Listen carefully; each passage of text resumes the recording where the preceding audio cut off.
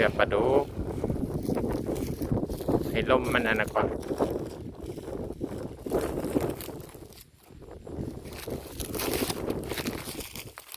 โอ้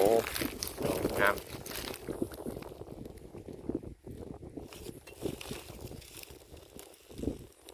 ได้อยู่ได้อยู่ ไงประมาณ6 ตัวโล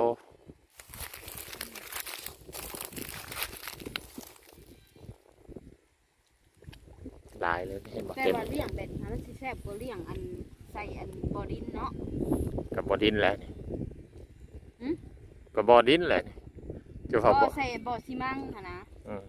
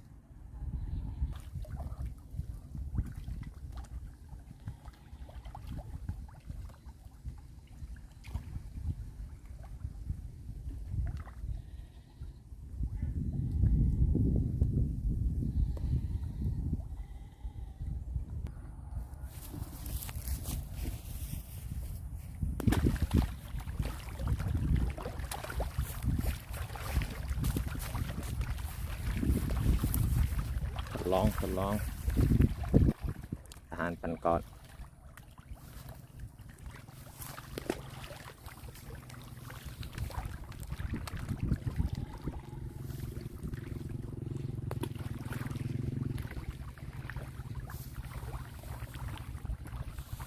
พอประเสริฐ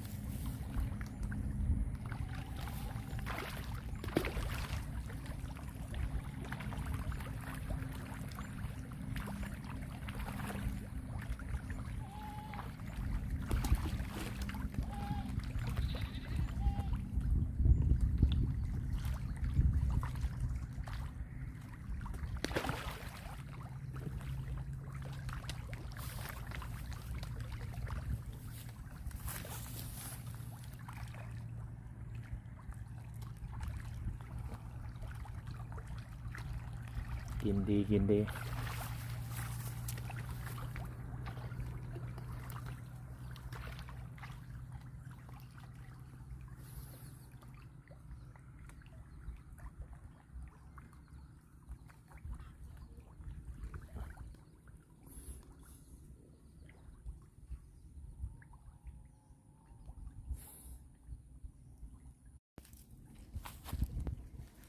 จับได้มาสวายหมด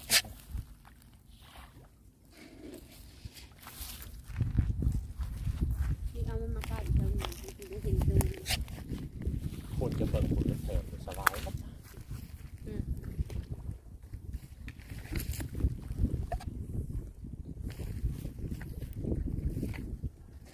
เป็นแผนมาแล้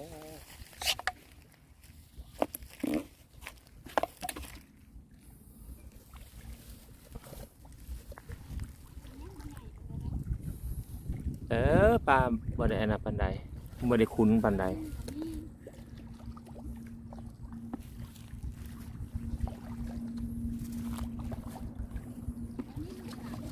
สวายมันอะไรนี่หัวโปโลเปเล่นี่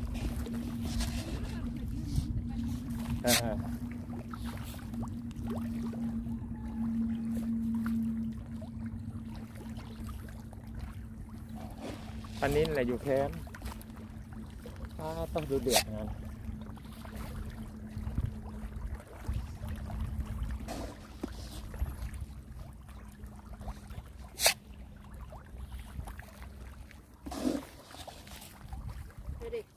ปลานิ้นแคมป์ ปลานิ่ม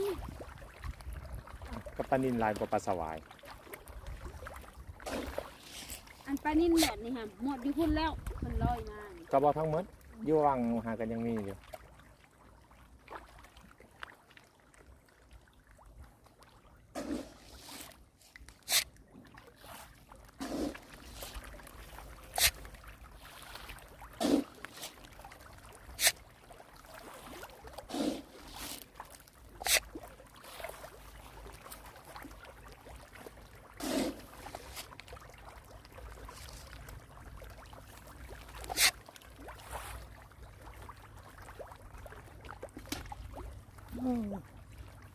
ดูเดือดมันเลย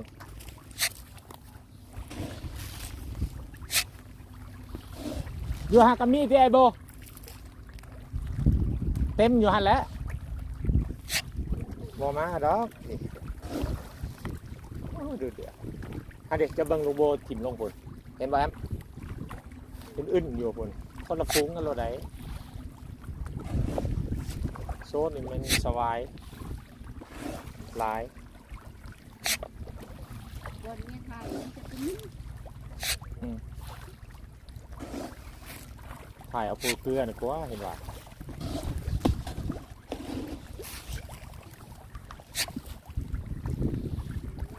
โอ้ยกาน่ะกับเนี่ย นี่สำหรับปกินอ่ะ กับปลาเดินกับเนี่ย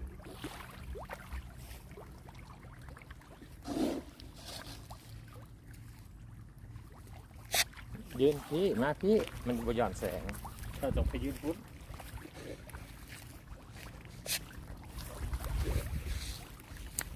หัวขาลมโบกับอื่น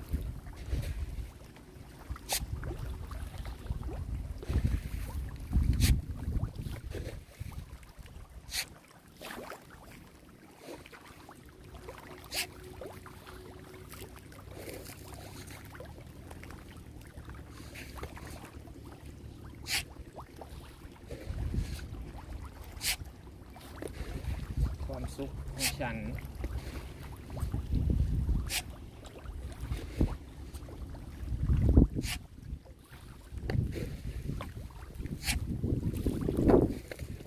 เขาเนาะผูกเรือปลาใส่กินยังไงเต็ม16กว่า ยืนตัดสายไฟ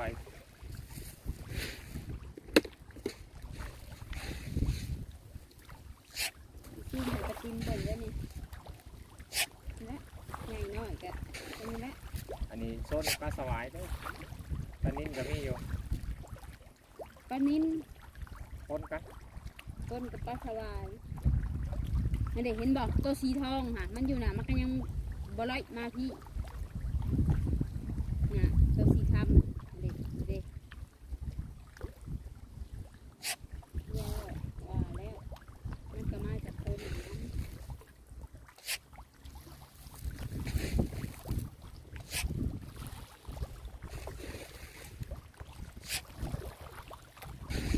ทายได้เลย เนี่ย มันสิประมาณ6โตกูนแหละ6 7โต8โตโลได้ดิจัง เนาะป้า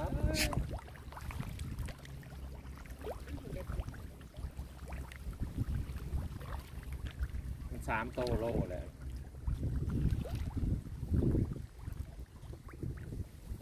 จะขายตัวละโลบ่2 โตโล 3 โต 2 โล 4 กุมภาปล่อยขายเลยจ้าพอ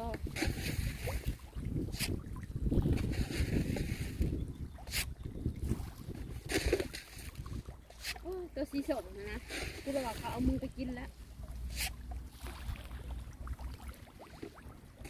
คือว่าเขากินมือเด้อ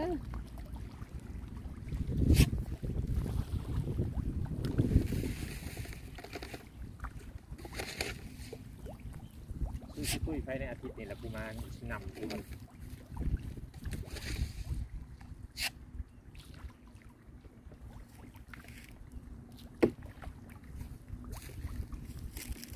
ยัง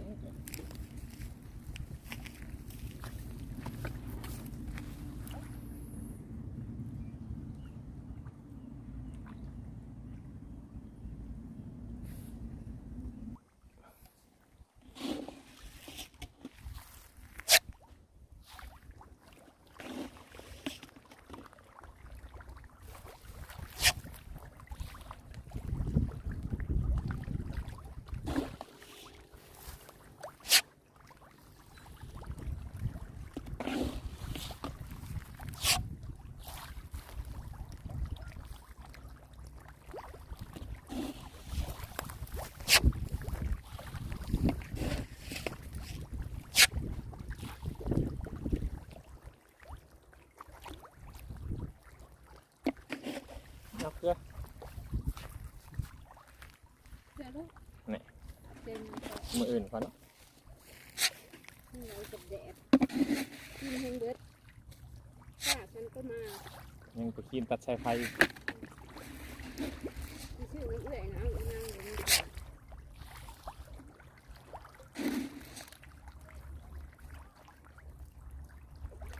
นี่เยอะอยู่เห็น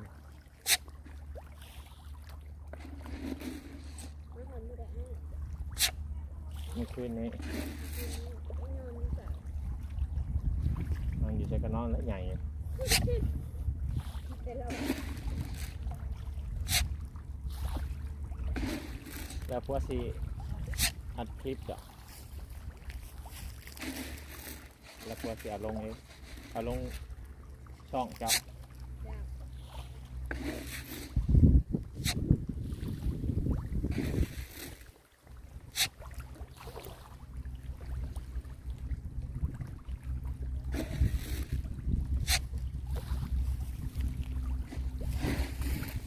ท้องแตกดีกว่าอาหารเรือลูกนำเข้าไปกินเข้าไป ที่แม่นี่นะลูก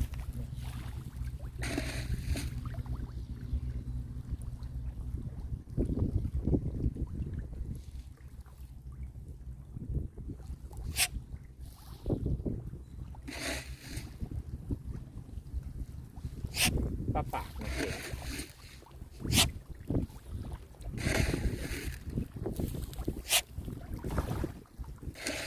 ก็ปากมันใหญ่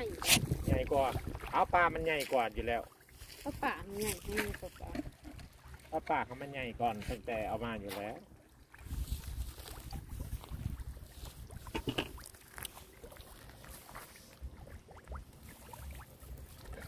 เบิ่งดูนี่ผู้มาเกลือปลานำนี่ก็แสดงหนามาเบิ่งคือมืดคือแท้